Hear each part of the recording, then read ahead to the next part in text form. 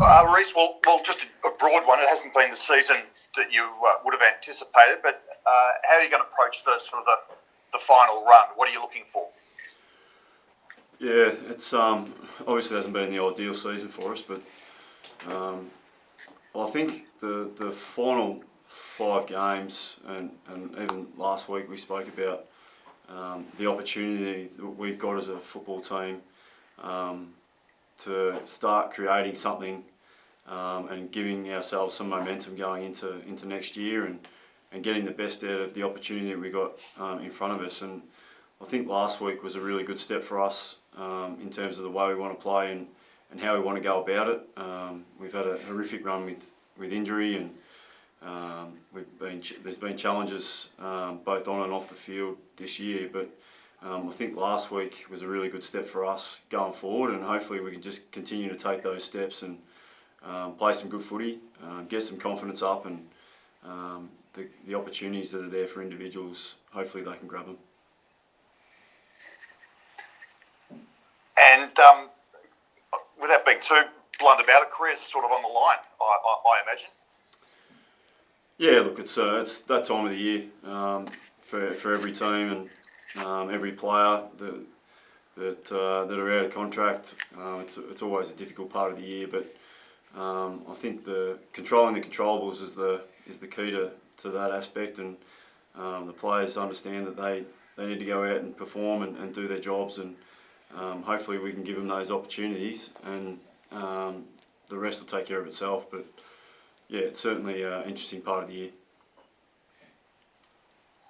Guys like Jasper Pittard, Aaron Hall, who you made a tough call on last week and chose not to play. Where are they sitting now? What were you not seeing from them, and what do they need to do to get back in the side and prove that they're part of this club going forward? Yeah, look, it's pretty simple. As I've said 1,000 times, I'm a pretty simple man, and I love the simple aspect of footy and what that provides. And I'm a real team first coach. I love our team playing together, working together, and going out there and playing their roles. And we just didn't see that from a certain number of players consistently enough. And that happens across all clubs though. Like, I'm not saying anything that's new or groundbreaking, but at this point of the season, when things haven't been going as great for us as we would have liked, we really need to hone in on what it takes, and good teams are consistent across the board, across every position, and that's what I expect, and I've got very high standards, and what we saw last week was a really pleasing step forward in terms of the standard that we want to play at. I think it does raise eyebrows when a guy like Jared Pollock, who comes across on quite a lucrative deal, and he's been dropped twice within only a matter of weeks. What's his future at the club? I mean, it's a big statement that you've made in recent weeks. Yeah, I'm not going to talk about Jared's future or anyone else's future, but all I can talk about is what's happening now. And as I said, I've got really high standards, and I expect a lot from my players in terms of playing their role and playing for the team and doing what's expected of them week in, week out, and being consistent with that. And it doesn't really matter where you see it. Hopefully every player on our list understands what's expected, and if they don't meet those expectations, well then they put themselves at risk, and that's what's happened over the last couple of weeks. And I fully expect a response from the guys that aren't playing this week, and if they respond the right way, well then they put their hand up, and it's as simple as that, really. Will any of those guys be back this week? I can't divulge that information, Mark. Yeah, I'll have to kill you, Lawrence. But,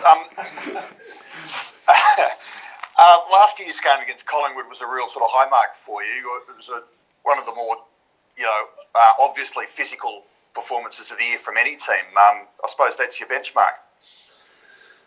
Yeah, look, we had a really good result last year against Collingwood, but that's a long time ago, and we pride ourselves on being a physically demanding team of the opposition, and I think we're I think we're still number one pressure team in the comp at the moment, even though we haven't been going that great. So that's a really pleasing aspect of how we're going about it, and we just need a few other things around that to complement our pressure. But certainly Collingwood are a really good side. I know they haven't been going that great of late, but they're really dangerous, and I fully expect a really tough tussle tomorrow night. And how is it in a sort of a bubble or hub situation when you've had a month of losses in terms of keeping spirits up? So that'd be a real challenge, wouldn't it?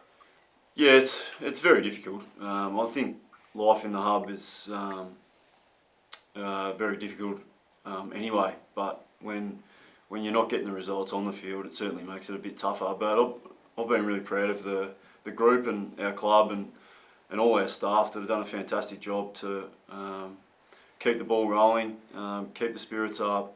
We've got a really high energy group of people up here, and they've been fantastic. And I think the players have really fed off that, and it's been a real club effort to keep us going, and hopefully we can repay a bit of that over the next few weeks. How are you holding up personally, Rhyce, in terms of clear tough initiation to being a full-time coach? How are you finding it personally? Yeah, it's been a bit tough, but I think the thing that I really bring it back to is it's football. It's something I love doing. I've been involved with AFL teams for a long time now, and each day is an opportunity, and that's how I see it. I know the night after a loss isn't great, but the next day you wake up and you've got to try and find solutions and find opportunities and get little wins along the way, and that's what I love about it, and that's what keeps me going. And I think it's been a really challenging year for a lot of people, a lot of clubs across Australia, and I'm just grateful that I get to coach every week and spend time with a group of boys that really want to succeed. So I'm very lucky in that respect, and I'm thankful. Rhyce, you talked about these guys trying to show you something at the back end of the year. What are the sort of tangible things that you're actually looking for from these guys? Obviously, the intangibles were the attitude and the work rate and that sort of stuff. But what are the tangible things on field that you're looking for these guys that are auditioning for their next, contracts? Yeah, I don't think it's as simple as that, but I think it's around performing at the standard that we expect as a North Melbourne footballer.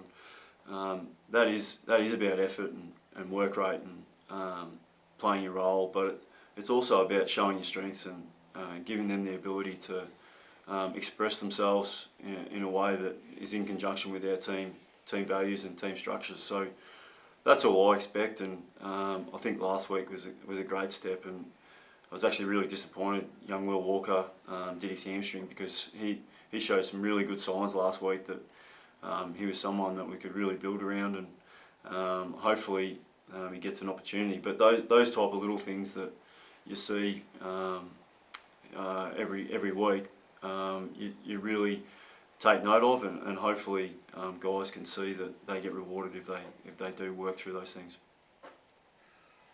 Rhyce, the way you're using Shaun Higgins this year, obviously moving him out of the centre predominantly, and giving sort of some of the younger guys an opportunity in there, was that a decision you made pre-season? Was it a decision you made sort of several rounds into the year? And did you have to have a discussion with Shaun about that? Yeah, Shaun's getting on a bit, isn't he? He's pretty old now, so we've had to shy away from all the hard stuff. Nah, I'm joking. He's really valuable as a footballer for us, and he's been thrown around a bit this year through necessity for our team, but he's found a place on the wing, and he's playing a really good role for us. And I thought he was sensational last week against a really good opposition, and he played a super game. And I've been really proud of the way he's just taken to each role that we've been giving him, and hopefully he can find a home there on the wing, because he's done a great job, and I think he looks really dangerous out there. So we'll see how that looks for the rest of the year. Is that about where he is though in his career, that he is sort of closer to the end and you want to see more kids in there with where the list demographics are at, or is it that you feel that he's more valuable on the wing in this side? Yeah, no, look, we're trying to find the best possible mix for our team and where we can do the most damage with specific players. And I think Sean on the wing has provided us with great stability and the ability to challenge from those positions. And he's a great player, and he's won. I think it's a 2 best and fairest. So it's for us to have him on the wing, running up and down all day. It's a real benefit for us, and he's a great leader. He's a great player, and I've been really pleased with his output down there.